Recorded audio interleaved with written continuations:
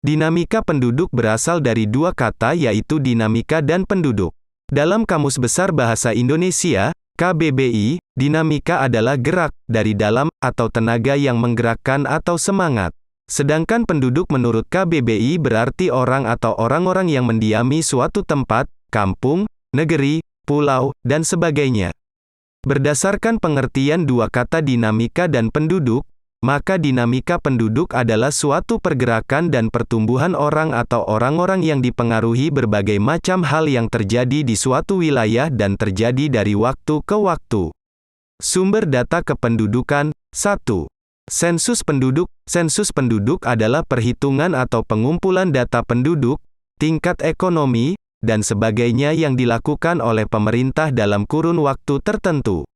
Ada dua jenis sensus penduduk yang digunakan dalam melakukan perhitungan terhadap jumlah penduduk, yakni A. De facto, jenis sensus penduduk di mana seseorang berada saat pencacahan. Artinya, jenis sensus penduduk ini dilakukan pada seseorang yang bertempat tinggal di suatu daerah atau negara. B. De jure, jenis sensus penduduk di mana pencacahan dilakukan kepada seseorang pada waktu yang diadakan dalam sensus di suatu daerah atau negara. Metode untuk melakukan survei penduduk. 1. Metode householder. Metode householder dalam sensus penduduk ini diimplementasikan dengan cara mengisi secara individu. Umumnya, yang melakukan pengisian ini yaitu representasikan oleh seorang kepala keluarga. B. Metode canvasser. Metode canvasser di mana petugas sensus yang akan melakukan pengisian data dari para warga di suatu daerah. Yang nantinya, data tersebut akan dikurasi dan diakumulasi menjadi satu sebagai data sensus yang akuntabel dan faktual. 2. Registrasi penduduk. Registrasi penduduk, suatu kegiatan yang berupa pendaftaran, pendataan yang dilakukan oleh pemerintahan dengan tujuan untuk mencatat peristiwa-peristiwa yang terjadi di lingkungan masyarakat dan dapat memengaruhi kehidupan. 3. Survei penduduk. Survei penduduk adalah suatu kegiatan yang bertujuan untuk menyempurnakan hasil sensus penduduk dan registrasi penduduk. 1. Kelahiran, natalitas. Faktor kelahiran ini dapat dikenal dengan istilah natalitas.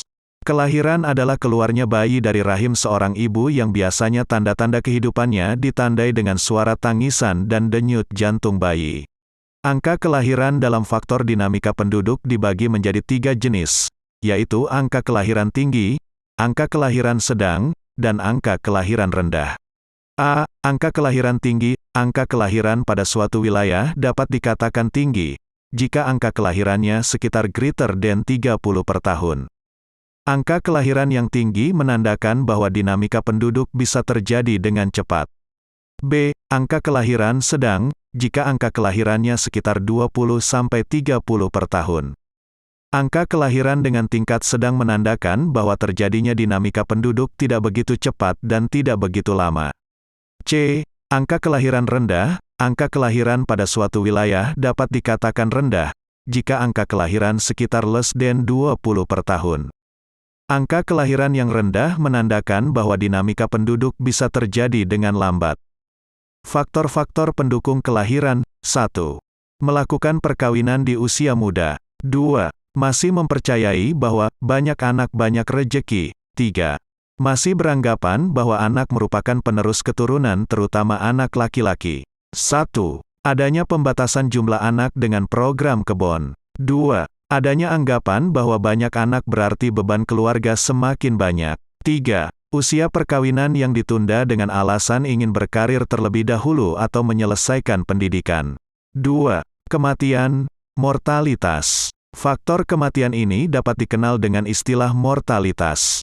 WHO mengatakan bahwa mortalitas adalah suatu peristiwa hilangnya semua tanda-tanda kehidupan manusia secara permanen yang bisa terjadi setelah kelahiran. Angka kematian dibagi menjadi 3 jenis, yaitu angka kematian tinggi, angka kematian sedang, dan angka kematian rendah. A. Angka kematian tinggi. Angka kematian pada suatu wilayah dapat dikatakan tinggi jika angka kematian sekitar greater than 18 per tahun. Angka kematian yang tinggi bisa memengaruhi terjadinya dinamika penduduk dengan lambat. B. Angka kematian sedang. Angka kematian suatu wilayah dapat dikatakan sedang jika angka kematian sekitar 14-18 per tahun. Angka kematian yang sedang bisa memengaruhi terjadinya dinamika penduduk dengan tidak terlalu cepat atau tidak terlalu lambat. C. Angka kematian rendah. Angka kematian pada suatu wilayah dapat dikatakan rendah jika angka kematian sekitar 9-13 per tahun. Angka kematian rendah dapat memengaruhi terjadinya dinamika penduduk dengan cepat. 1. Kesadaran masyarakat akan pentingnya kesehatan masih sangat rendah. 2. Bencana alam yang merenggut banyaknya korban jiwa. 3. Pembunuhan yang disebabkan karena banyak hal, seperti dendam, perampokan, dan lain-lain. 4. Kecelakaan lalu lintas. 1. Tingginya tingkat kesadaran masyarakat akan pendidikan dan kesehatan. 2. Fasilitas kesehatan lengkap. 3. Persiapan ketika menghadapi bencana alam. 4. Kepercayaan agama yang tinggi, sehingga tingkat kriminalitas berkurang. 3. Migrasi, perpindahan. Migrasi sering dikenal juga sebagai perpindahan.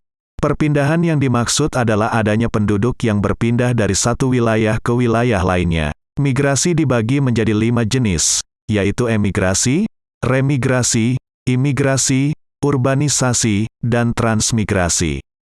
A. Emigrasi. Emigrasi adalah suatu perpindahan penduduk dari suatu negara ke negara lain dan menetap di negara baru tersebut. B. Remigrasi. Remigrasi adalah penduduk yang kembali ke negara asal setelah beberapa tahun tinggal di negara lain. C. Imigrasi. Imigrasi adalah penduduk dari luar negeri yang masuk ke negara tertentu dan menetap di negara tersebut. D. Urbanisasi. Urbanisasi adalah perpindahan penduduk dari desa ke kota yang terjadi dalam satu negara. E. Transmigrasi. Transmigrasi adalah perpindahan penduduk dari satu pulau ke pulau yang jumlahnya lebih sedikit yang terjadi dalam satu negara. Faktor-faktor penyebab migrasi. Migrasi penduduk bisa terjadi karena disebabkan oleh beberapa faktor, yaitu 1. Lowongan pekerjaan yang semakin menipis. 2. Sulit beradaptasi di daerah asalnya. 3. Terjadi bencana alam yang menyebabkan wilayah tersebut tak bisa ditempati. 4. Adanya tekanan dalam bermasyarakat. 5. Peluang kerja lebih besar, sehingga kehidupan sosial ekonomi terjamin. Dampak-dampak dinamika penduduk sebagai berikut. A. Rendahnya tingkat pendidikan. B. Rendahnya tingkat kesehatan. C. Kesejahteraan penduduk semakin rendah. D. Kondisi alam yang semakin rusak. E. Persebaran penduduk tidak merata. Jangan lupa untuk subscribe, like and comment. Terima kasih, semoga bermanfaat.